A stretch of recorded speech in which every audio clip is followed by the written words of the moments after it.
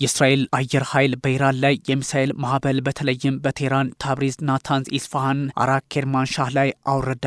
የእስላማዊት ኢራን አብዮታዊ ዘብ ኃይል IRGC በቴልአቪቭ፣ ባትያም፣ ሃይፋ፣ ፒታ ቲክቫ፣ ሬሆቮት፣ ታምራና ኢየሩሳሌም ላይ የባሊስቲክ ሚሳኤል ውርጅብኝ አውረደ።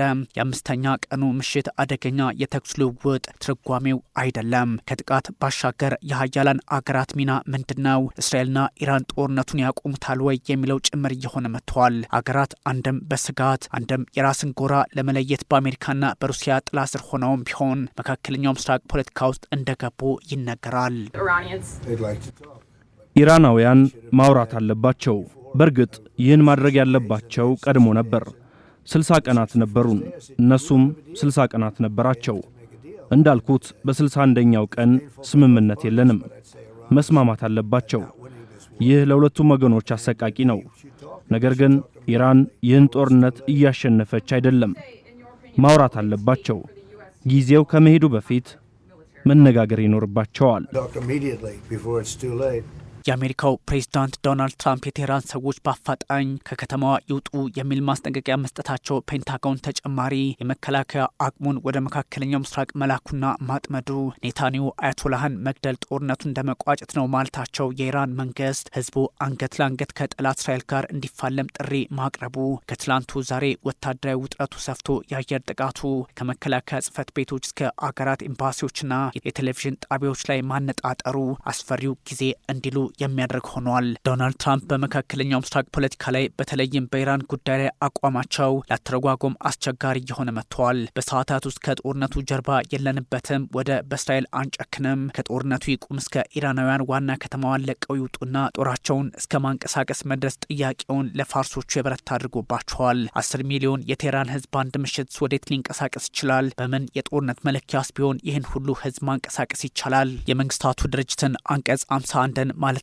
ራስን የመከላከል መብትንስ እንዴት ሊያዩ ይችላል የሚለው ሁሉ አብሮ የሚነሳ ጉዳይ ሆኗል። ትራምፕ በትሩዝ ሶሻል ሚዲያቸው ላይ ምንም እንኳን ዋሽንግተን በቀጥታ ጦርነት ውስጥ ትገባለች አትገባም የሚለውን ባይገልጹም ኢራናውያን በቻሉት ፍጥነት ከቴህራን እንዲወጡ አስጠንቅቀዋል። በእስራኤልና በኢራን መካከል ያለው የጥቃትን በጥቃት አጸፋና ሰጥ አገባ በለየበት ሰዓት ሪፐብሊካኑ ምን አስበው ይህን ጻፉ? ኢራናውያንን ያሳሰባቸው የሚገኝ ጉዳይ ሆኗል። ያም ሆኖ ግን እስከ መጨረሻው በጠላት ሚዲያና ሀሳብ አትወናበዱ የሚለው የመሱድ ፔዜሽኪያን መንግስት አይደለም ከእስራኤል ጋር ከአጋሮቿ ጋር ሁሉ እንፋለማለን በሚል ለህዝቡ ትእዛዝ ሰጥቷል። ኢራንም በአሁኑ ጥቃት ተጠናክራ መቀጠሏ እንዳለ ሆኖ የእስራኤሉ መከላከያ ሚኒስትር እስራኤል ካትዝ አያቶላ አሊ ኻሜኒ እንደ ኢራቁ ሳዳም ሁሴን ጣፋንታቸው ይሆናል ማለታቸው አነጋጋሪ ሆነዋል። የኢራን የኒውክሌር ማብላያዎችና ወታደራዊ መሰረቶች መውደማቸው እንዲሁም የጦር አዛዦቿ ህይወት ማለፍ አያቶላዎቹን እያበሳጨ ባለበት ሰዓት ተጨማሪ ጥቃት በምዕራብ ኢየሩሳሌምና በቴህራን ሳይቀር በሚሳኤል መታጀቡ የትራምፕ ማስጠንቀቂያ ስጋትን እየፈጠረ መጥቷል።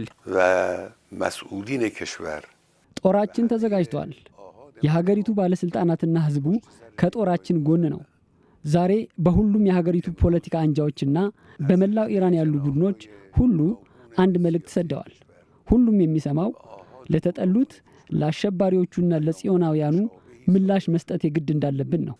ሆቪየት ኸቢስ ረዝል አሜሪካም ሆነች ሌሎች የእስራኤል አጋሮች ሲሽኮረመሙበት የነበረውን ጦርነት በቀጥታ ሊገቡበት የሚችሉበትን አጋጣሚ እየፈጠሩ መሆኑንም የሚያሳይ አድርጎታል። በዛ ላይ እንደነ ሩሲያና ቻይና ያሉ ሀገራት በግልጽም ለዓለም ሚዛን ይሆናሉ ወይስ አይሆኑም የሚለውን ለፕላኔቷ በግልጽ የሚያስቀምጥላት ይሆናል። ትክክለኛ የመፈተኛ ጊዜያቸውም ሆኗል። በእርግጥ ሩሲያና ቻይና ከመግለጫ አልተሻገሩም በሚል ሲታሙ የነበረ ሲሆን ማለዳውን ቻይና አሜሪካ የእስራኤልንና የኢራንን ጦርነት ከማባባስ መገታት አለባት በሚል ማስጠንቀቂያ በግልጽ የሚያሳየው አንዳች ጉዳይ እንዳለ ነው። ቢያንስ እንኳን ቤጂንግ ዋሽንግተንን ጥላቻም ቢሆን ከቴህራን ጋር አብራ የምትቆምበትን አጋጣሚ ሊፈጥር የሚችል ሆኗል። ይህ ማለት ግን ፑቲንና ሺ በዓለም አቀፍ ተቋማትና በግንባር እስራኤልን አውግዘው ግንባር ላይ ይፋለማሉ የሚል አተረጓጉም ላይኖር ቢችልም ከትላንቱ ይልቅ ዛሬ የዓለም ጎራ የሚለይበት ፖለቲካዊ መደላድሉን ፈጥሮታል።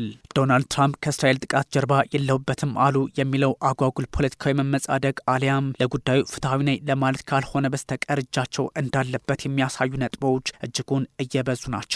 ትራምፕ ኔታንያሁ ጋር ለ40 ደቂቃ አውርተዋል። ከዛ ደግሞ ኔታንያሁ ካቢኔያቸውን በኢራን ጉዳይ ላይ ሰብስበው አማከሩ።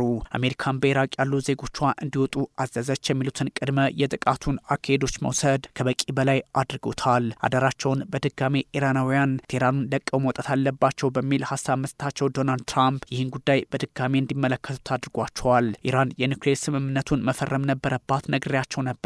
ይህ አስፈሪ ጉዳይ ትርፉ የሰው ማስቀጠፍ ነው የማረጋግጥላቸው። አሁንም ቢሆን መቼውንም ኢራን የኒውክሌር ጦር መሳሪያ ሊኖራት አይችልም ማለታቸው ያለውን ውጥረት ትራምፕ በግልጽ የሚያሳይ አድርጎታል። ኔታንያሁ የኒውክሌር ድርድሩን ለማስቀረት የፈጸሙት ጥቃት ነው በሚል ኢራን በምትከስበት አጋጣሚ ትራምፕ ይህን ማለታቸው ትርጓሜውን በእርግጥ የቅንጅት ያደርገዋል። ይህ ሁሉ ውጥረት ባለበት አጋጣሚ የአሜሪካው መከላከያ ሚኒስትር ፔት ሄግሴት ተጨማሪ የመከላከል አቅምን ለመፍጠር ወደ መካከለኛው ምስራቅ ተጨማሪ ኃይሎችን ወይንም ደግሞ ስምሪቶች መደረጋቸውን አስቀምጠዋል። ምንም እንኳን ምን አይነት ሀብትና ኃይል እንደተንቀሳቀሰ ግልጽ ባያደርግም ፔንታጎን ዝግጅቱን ማድረጉን ግን አሳውቋል። የአሜሪካን ኃይል በቀጠናው መከላከል ቅድሚያ የምንሰጠው ጉዳይ ነው ብለውታል ፔት ሄግሴት። ሚሊተሪ ዎች ሜጋዚን አሜሪካ 30 አየር ላይ ነዳጅ የሚቀዱ ታንከሮች ከአትላንቲክ ወደ መካከለኛው ምስራቅ መላኳን ይፋ አድርገዋል። በእስራኤል ኢራን ውጥረት ላይ አሜሪካ በግልጽ ልትገባበት እንደሆነ የሚያሳይ እርምጃም ነው ብለውታል። ውጥረቱ ከትራምፕ መግለጫ የተሻገረ ሆኗል። ጠቅላይ ሚኒስትር ቤንያሚን ኔታንያሁ የኢራንን ሁለንተናዊ መሪ አያቶላ አሊ ኻሜኒን መግደል ጦርነቱን ይቋጨዋል የሚል ሀሳብ መስጠታቸውም በኢራን ላይ የተቀናጀ ጥቃት ሊኖር እንደሚችል በግልጽ የሚጠቁም ሆኗል።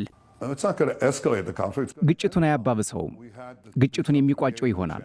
የሰላም ንግግር ነበረን፣ እድልም ሰጥተናል። ለእኛ መልካም አጋጣሚ ስለሚፈጥረው እንደማስበውም ለሁሉም መልካም እድል የሚኖረውን የፕሬዝዳንት ትራምፕ ድርድር ለማሳካት ነገር ግን በድርድሩ መሃል የኢራኑ ሁለንተናዊ መሪ አያቶላህ አሊ ኻሜኒ ሞት ለእስራኤል እያሉ በየቀኑ በሚባል ደረጃ ይጽፋሉ።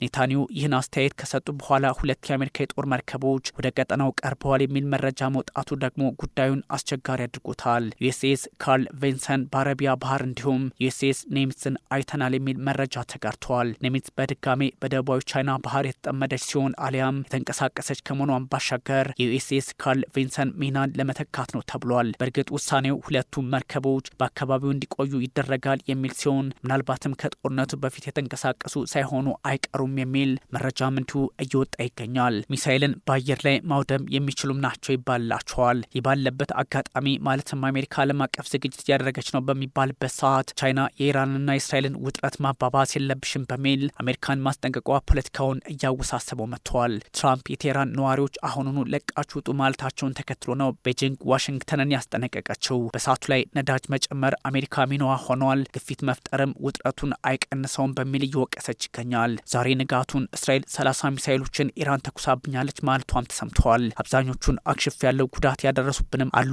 በሚል አምናለች። የሞሳድን ማዕከል መትቻለው የሚል መግለጫ ኢራን ማውጣቷም እንዲሁ የተሰማ ሲሆን ፖለቲካው ከትላንቱ ዛሬ ተባብሶ አሊያም ተወሳስቦ ሊቀጥል የሚችልበትን አጋጣሚም የፈጠረ አድርጎታል።